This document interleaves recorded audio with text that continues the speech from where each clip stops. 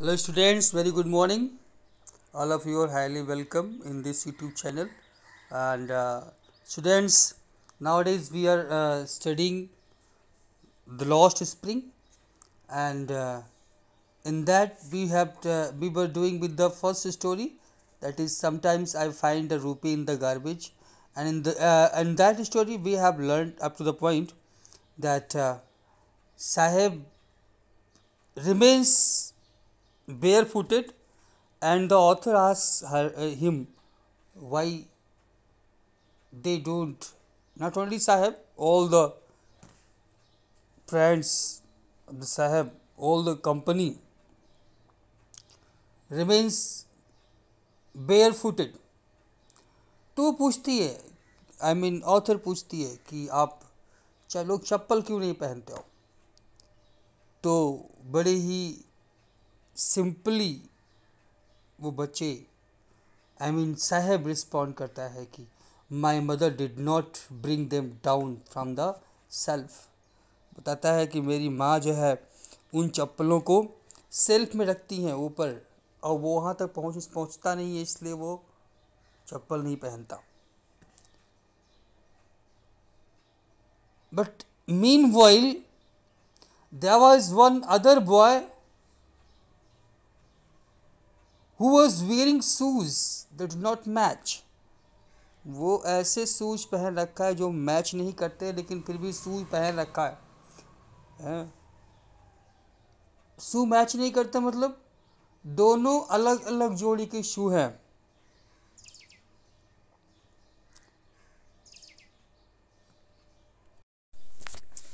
So even if she did, he will throw them off, adds another who is wearing shoes that do not match.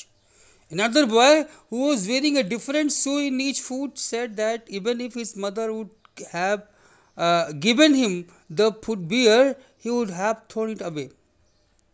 अगर उसकी माँ उसको निकाल के दे देगी, वो बता रहा जो दूसरा बच्चा है, वो कहता है कि वो बच्चा है जिसने कि अपने पैर में अलग अलग जूते के, अलग अलग पैर के जूते पहन रखा है, लेकिन फिर भी पहन रखा है। वो कहता है कि अगर उसकी माँ उसको निकाल के दे देगी तब वो उसको क्या करेगा? He will throw them away. When I comment on it, अच्छा उसका जो मतलब था वो ये था कि he meant that the boy was not wearing footwear because he did not want to wear one. उसका जो मेन मतलब था वो ये कि वो केयरलेस है, इसलिए उसकी माँ नहीं देती, और ये भी कि वो पहनना नहीं चाहता। The writer asked the second boy the reason for wearing a different shoe in each foot. Author ने उससे पे कमेंट किया कि बेटा तुम्हारे तो दोनों पैर के जूते अलग अलग हैं। तो बच्चे ने क्या किया? He shuffles his feet and says nothing. उसने केवल अपने पैर को पीछे खींच लिया, कुछ बोला नहीं। Okay, he did not reply and shuffled his feet as he tried to hide the shoes. Do you know there was a third boy? कई बच्चे थे ना वहाँ पे, साहेब के साथ पूरी मंडली थी उसकी। So there was a third boy. वो क्या, उसने क्या बोला? I want shoes. Third boy spoke, he was eager to get a pair of shoes. क्यों भाई? Who has never owned a pair all his life. उसने अपने जीवन में आज तक कभी भी जूते पहना ही नहीं है। A third boy spoke that he was eager to get a pair of shoes as he had never owned one all his life.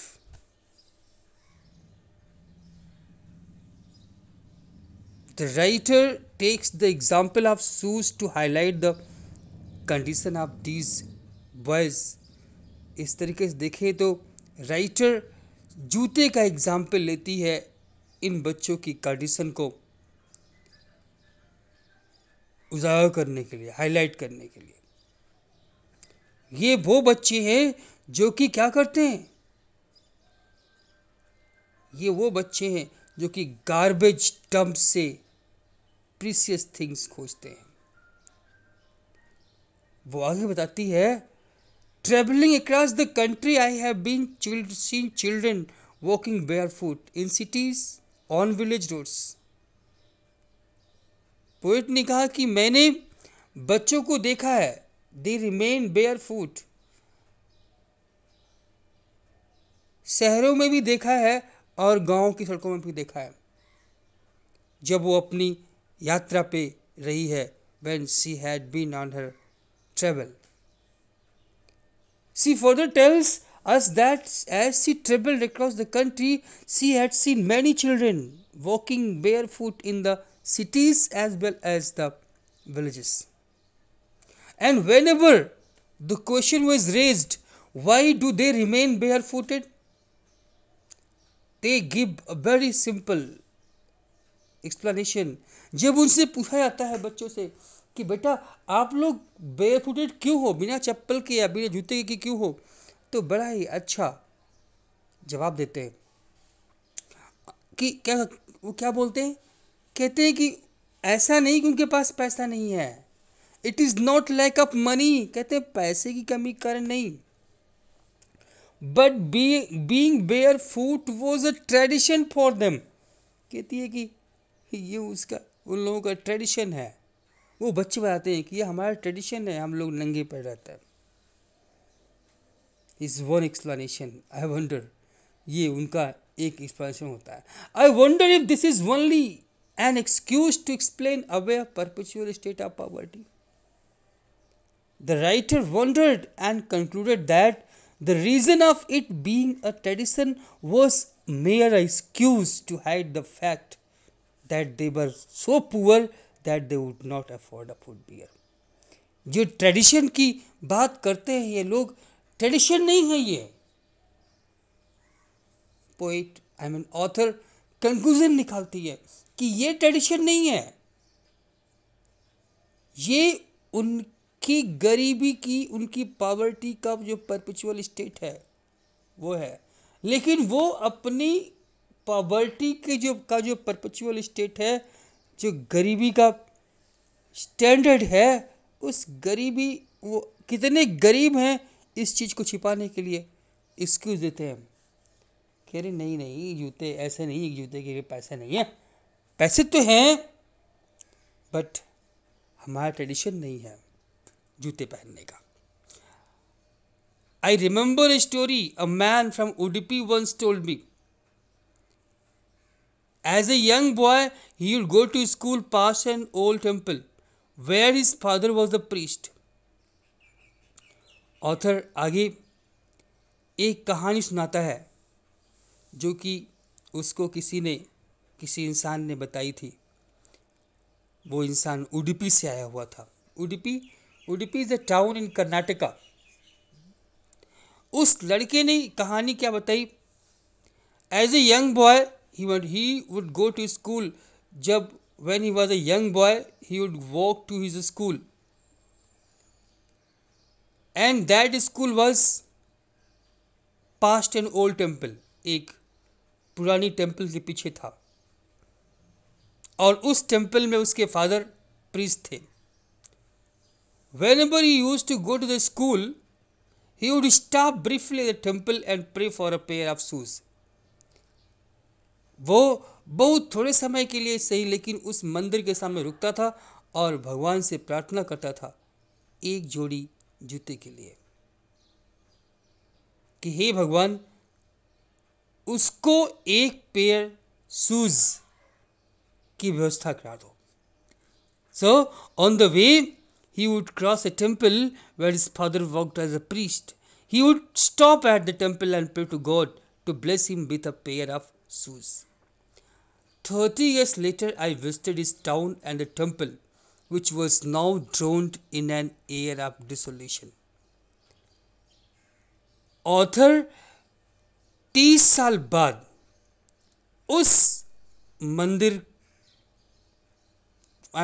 उसके शहर उडुपी जाता है और उडुपी में उस मंदिर पे मिलने जाता है। उस मंदिर,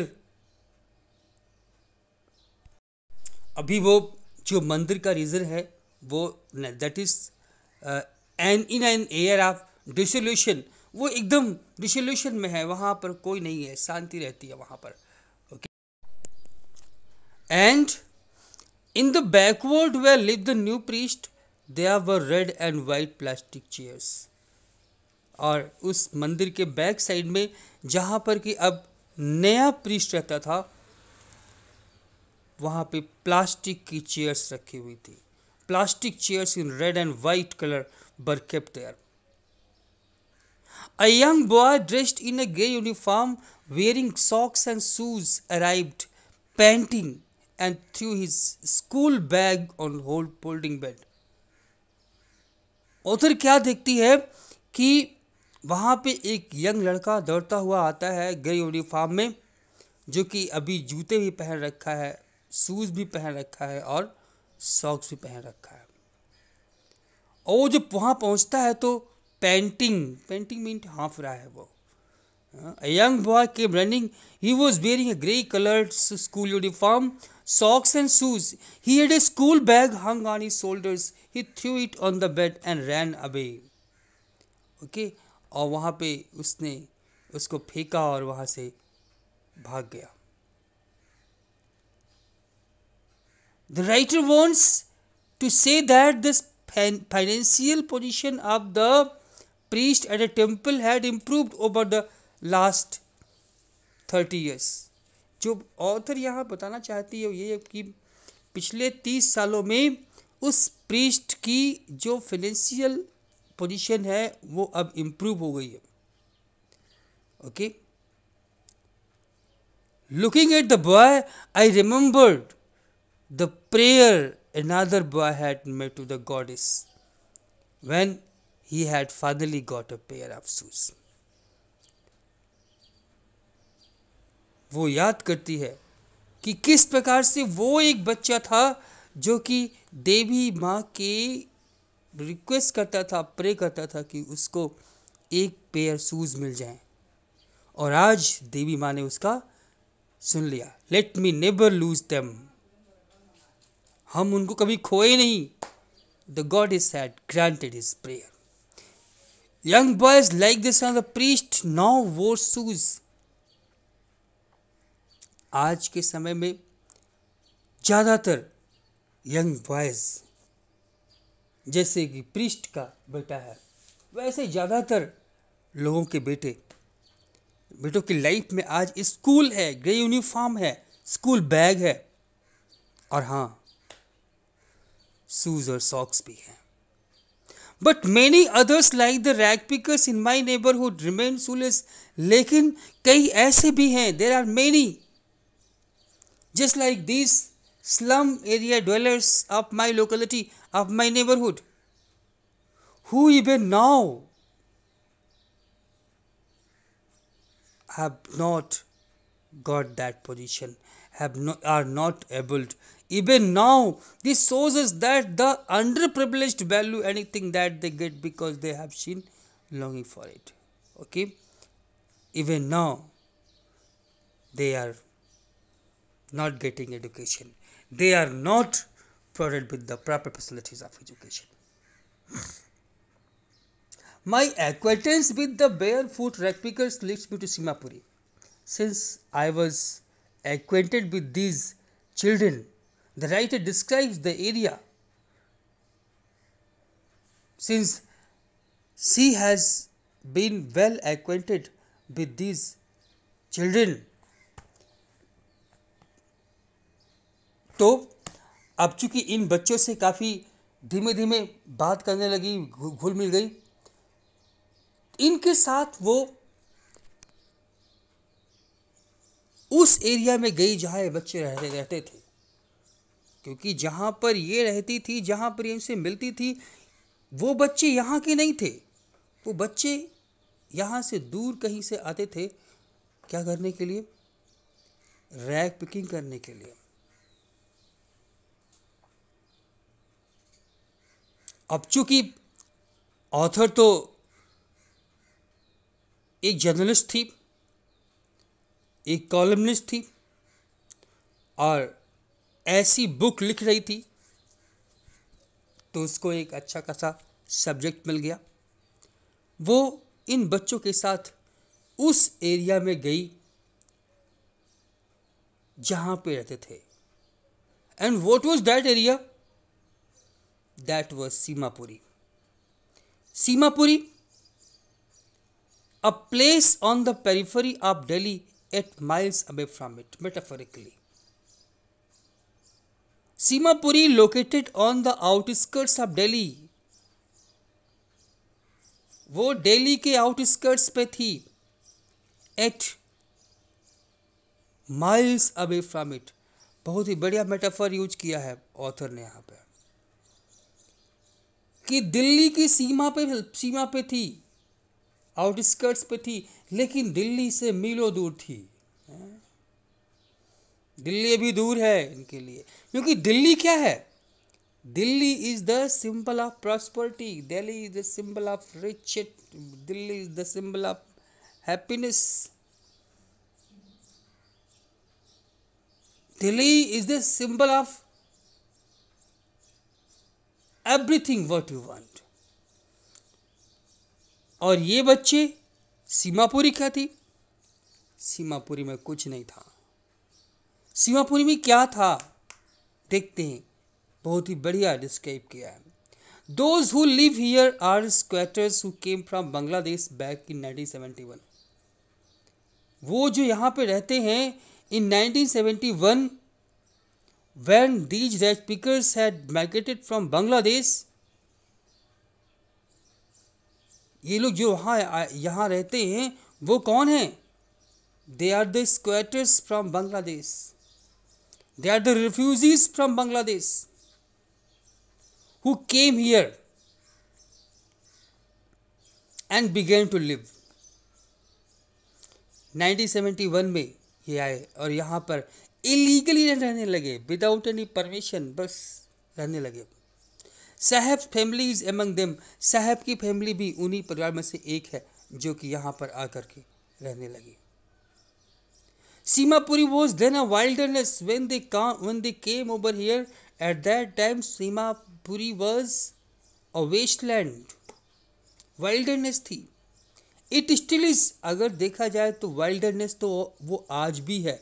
Simapuri was still a wasteland, but it is no longer empty. लेकिन wasteland तो है, लेकिन खाली नहीं है। It is no longer empty. In structures of mud with roofs of tin and tarpaulin, devoid of sewage, drainage or running water, live 10,000 rag pickers. Yes. It is not empty, as almost 10,000 rag pickers lived there in structures made of mud with roofs made of tin, thin sheets of tin or plastic material called tarpaulin. ये खाली नहीं है, mud से बने हुए structures में जिसकी छत किससे बनी है? इसकी छत बनी है टिन के पतले पतले सीट से, या फिर जो है अल्लर ये टाइपोलिन से। यहाँ पे आज भी सीवेज नहीं है, ड्रेनेज सिस्टम नहीं है, टैप वाटर नहीं है, कुछ नहीं है, कोई फैसिलिटी नहीं है। They have lived here for more than 30 years without annuity, और वो आज से नहीं, पिछले 30 सालों से रह रहे हैं इन्हीं इनहाइजीनिक कंडीशंस में। They have been living over here without permits, बिना किसी परमिशन के। That is there, it is illegal to live over there. बिना किसी परमिट के रह रहे हैं, लेकिन हाँ राशन कार्ड है जिससे इनको भोजन मिलता है, राशन कार्ड की व्यवस्था हो गई है और इनका नाम वोटर लिस्ट में भी आ गया है, जिससे इन्हें अब ग्रेन खरीदने में भी आसानी हो गई है। और एक बात तो मानना पड़ेगा, what is that? Food is more important for survival than an identity. हमें सर्वाइवल के लिए, कहीं हमें जीने के लिए खाने की जो ज़्यादा होती है, पहचान से ज़्यादा खाने को मिल जाए वो ज़्यादा रिक्वायरमेंट होता है। Okay, if at the end of the day we can feed our families and go to bed without an aching stomach, we would rather live here than in the fields that gave us no gain, say a group of women in tattered saris when I asked them why they left their beautiful land of green fields of and rivers. वहाँ पर author दिखती है कि there were a group of women जो कि टेटर्ड साड़ीज पहनी हुई थी, फटी हुई साड़ीज पहन के रखी हुई थी। मैंने उनसे पूछा कि आप, जब ऑथर ने उनसे पूछा कि आखिर उन लोगों ने ढाका के अपने हरे भरे खेतों को, जहाँ पे नदी हैं, तालाब हैं, सुंदरता है, उस क्षेत्र को क्यों छोड़ दिया? Why did they leave that a reason? तो इन लोगों ने बड़ी ही अच्छी, बड़े ही सिंपल वे में जवाब दिया। क्या? They replied that if at the end of the day we can feed our families and go to bed without an aching stomach, we would rather live here than in the fields that gave us no gain. Yes, they replied that if they were able to satisfy the hunger of their families and sleep well at night, they were happier to live in Simapuri than their fields in Dhaka, which were ruined and gave no food, no grain. यहाँ सीमापुरी में कम से कम परिवार को खाना मिलता है, वहां तो इनको खाना भी नहीं मिलता था। वो स्थान ढाका वाला वो गांव बड़ा सुंदर था, नदी थी, हरियाली थी, लेकिन वहां उस गांव में लोगों को खाना नहीं मिलता था। So that was not of any use. Wherever they find food, लोग करते क्या है, जहां पर भी इनके खाने की व्यवस्था हो जाती है, क्या करते हैं? They pitch their tent at that place, वो वहीं पे अपना तंबू गा देते हैं। यस, और वही उनका ट्रांजिट होम बन जाता है। That becomes his transit home, temporary home बन जाता है वही। Children grow up in them, वहीं बच्चे पैदा होते हैं, वहीं पलते हैं, बढ़ते हैं, और धीमे धीमे बच्चे उनके साथ उनके सर्वाइवल के पार्टनर बन जाते हैं। और सीमापुरी में सर्वाइवल का सिर्फ एक मतलब था, और वो क्या था? रैग पिकिंग, कूड़े बीनना। आई मीन कूड़े से कुछ जो वैल्यूएबल चीजें निकल आए उनको उठाना। Through the years it has acquired the proportions of a fine art, और इतने ढेर सारे सालों में, ढेर सारे ईयर्स में, ये उन लोगों ने इसमें इतने सिद्धहस्त हो गए थे। They were so expert in that job कि अभी वो now that has turn to be a fine art, और उनके लिए वो फाइन आर्ट बन गया था। और उनके लिए गार्बेज नहीं था। Garbage to them is a gold, उनके लिए गार्बेज क्या है? गोल्ड है। Yes, it is their daily bread, ये उनके डेली ब्रेड का माध्यम है, ये उनके सिर के ऊपर छत का माध्यम है। A roof over their heads even if it is a leaking roof.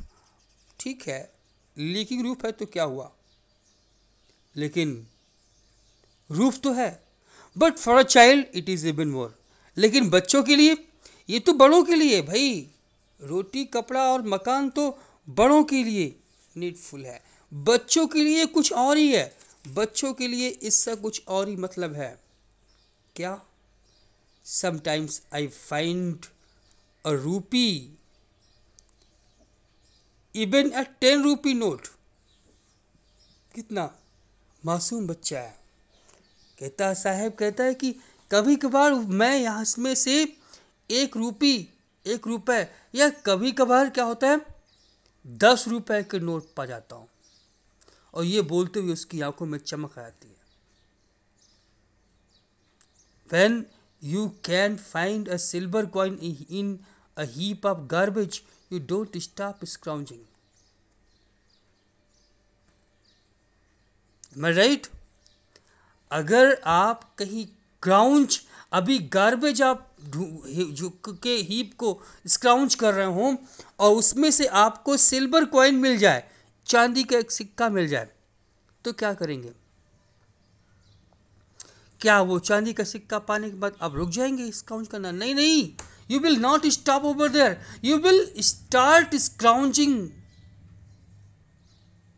More fast, और तेजी के साथ स्क्राउंचिंग करने लगेंगे। क्यों? क्योंकि एक होप बन जाएगी और मिल सकता है। It means that for children, इसका मतलब बच्चों के लिए क्या है? बच्चों के लिए वो कोई रोजी रोटी नहीं है, बच्चों के लिए ये गार्बेज का मतलब है, garbage has a meaning different from that it means to their parents. बच्चों के लिए जो इनके पेरेंट्स के लिए मीनिंग है गार्बेज की, उससे अलग मीनिंग है इन बच्चों के लिए। For the children it is wrapped in wonder, बच्चों के लिए ये रैप्ड इन वंडर है, एक ऐसा वंडर जो कि रैप्ड है, छिपा हुआ है। और बच्चों के लिए क्या, और बड़ों के लिए क्या है? For the elders it is a means of survival, और बड़ों के लिए ये उनके सर्वाइव करने का एक माध्यम है। सो ये बहुत ही इम्पोर्टेंट पॉइंट है यहाँ पर, जिसे हम सब लोगों को समझना चाहिए कि for the children the garbage dump was a means of fulfilling their dreams, although partially, while for their parents it was a means of adding survival by providing the basics food, clothing and shelter. बच्चों के लिए ये garbage उनके सपने को पूरा करता है, भले ही आधा ही सही। और बड़ों के लिए तो ये बेसिक नीड को पूरा करता है, उनकी फूड, क्लॉथिंग और शेल्टर की रिक्वायरमेंट को पूरा करता है। One winter morning I see Saheb standing by the front gate of the neighbourhood club, एक दिन मैंने साहेब को देखा कि वो पड़ोस के क्लब के चहरद्वारी का जो गेट है उस गेट के पास खड़ा है। One winter morning, the writer saw Sahib standing by the fence of the club that was in the neighborhood. What was he doing over there? Watching two young men dressed in white playing tennis. वो देखता है कि वहां पर दो, writer देखती है कि साहेब उस क्लब के अंदर दो युवकों को खेलते हुए देख रही थी। Those two young men were dressed in white uniform and they were playing tennis. Writer उसके पास गई और जब राइटर को उसने देखा, साहब ने देखा, तो बड़े ही शांत मन से बोलता है, ही हम्स, क्या बोलता है? आई लाइक द गेम, मुझे ये गेम पसंद है। I like this game, he hums, content to watch it standing behind the face. वो शायद संतुष्ट है उस गेम को वो लोग खेल रहे हैं, उनको खेलता हुआ देख करके वो संतुष्ट है। फिर एक बात और कहता है वो, I go inside when no one is around, he admits, कहता है कि जब यहाँ पे कोई आसपास नहीं आता ना, तो जो गेट कीपर है, गेट कीपर उसको अलाउ करता है कि जाओ अच्छा कुछ देर झूला झूल लो, तो झूला झूलने के लिए उसको अलाउ कर दिया जाता है और वो जाता है, स्विंग्स यूज कर देता है। बड़े ही शांति से वो इसको बताता है। और साहेब भी, even Saheb Sahib too is wearing tennis shoes that look strange over his discolored shirt and shorts. अब क्या हुआ? वो देखता है कि अरे साहेब भी टेनिस शूज पहन रखा है और वो टेनिस शूज उसके डिस्कलर्ड शर्ट एंड शॉर्ट्स के ऊपर एकदम स्ट्रेंज दिख रहा है. The writer saw that Sahib was also wearing tennis shoes that did not look appropriate with his dress, which was worn out and had faded. जब when a Sahib looked that the writer is observing his shoe, उसने उसने उसने बताया, someone gave them to me. ये shoes उसको किसी ने दिया था. He told the writer in an attempt to justify himself that someone gave him the shoes. इसको बताता है कि किसी ने उसको दिया था. He says in the manner of an explanation, the fact that they are discolored shoes of some rich boy. Fact तो ये था कि ये जो जूते थे वो किसी धनी बच्चे के डिस्कॉर्डेड शूज थे. She, however, figured out that he had got them from a garbage dump. They must have been thrown away by a boy from a rich family, as he did not want to wear them anymore. क्यों? Who perhaps refused to wear them because of a hole in one of them.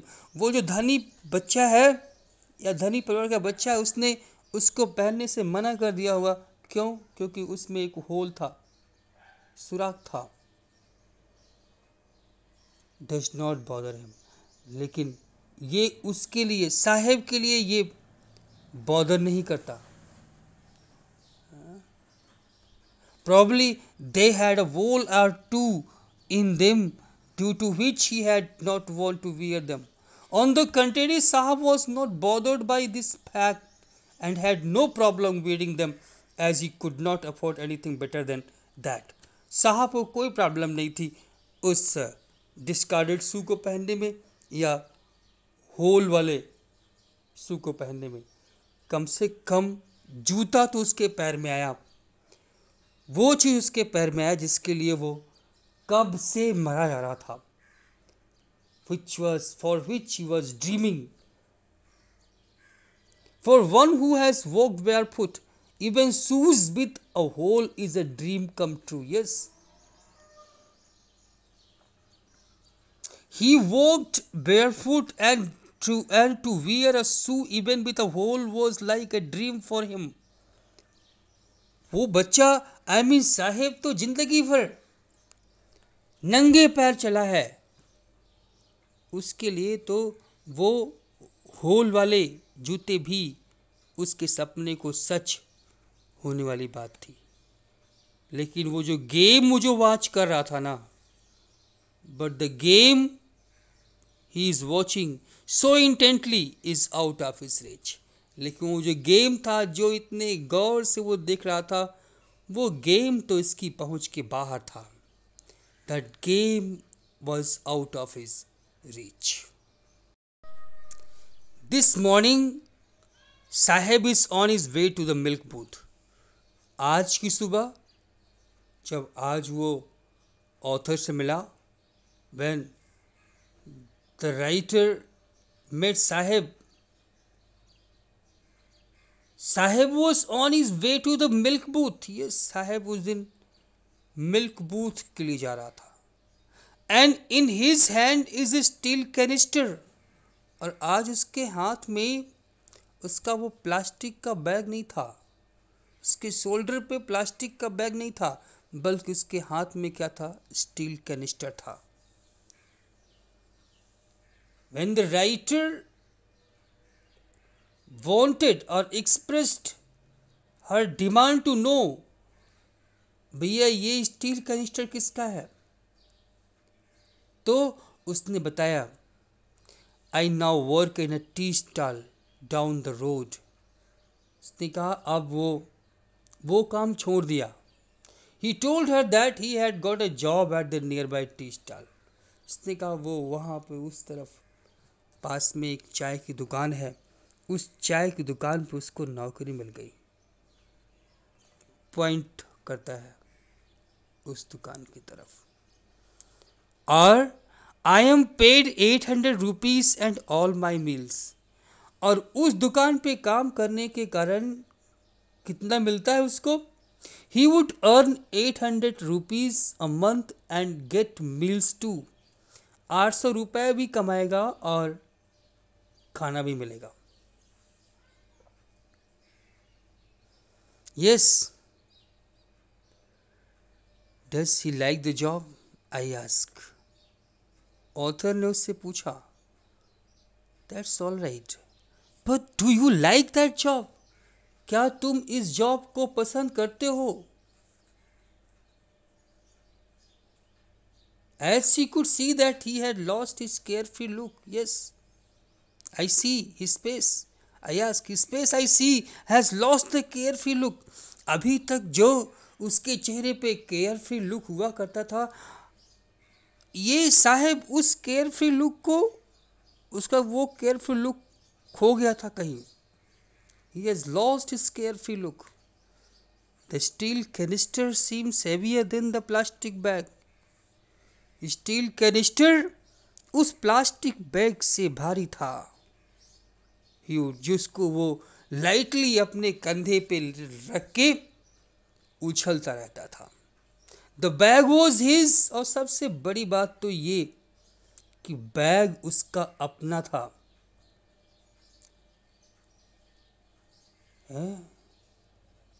Bag was his. The canister belong to the man who own the tea shop. और canister किसका है? Canister उस tea shop के owner का है।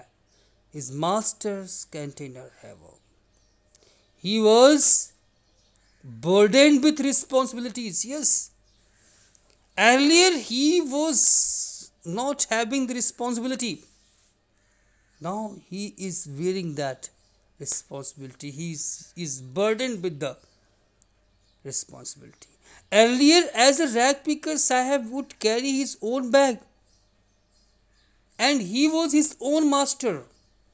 पहले वो अपना बैग लेके घूमता था और वो अपना खुद का मालिक था। बट नाउ, यस, साहब is no longer his own master. अब साहब अपना मालिक नहीं रह गया। So in this way I have tried to describe, give you a line by line explanation of the chapter. Over here, the first part of the story, Lost Spring. जैसे मैंने कहा था कि इसमें 2 कहानियाँ हैं, तो पहली कहानी यहाँ पर ख़त्म होती है। इन आवर नेक्स्ट क्लास हम लोग अगली कहानी पढ़ेंगे, वो है I want to drive a car. Thank you, have a nice day.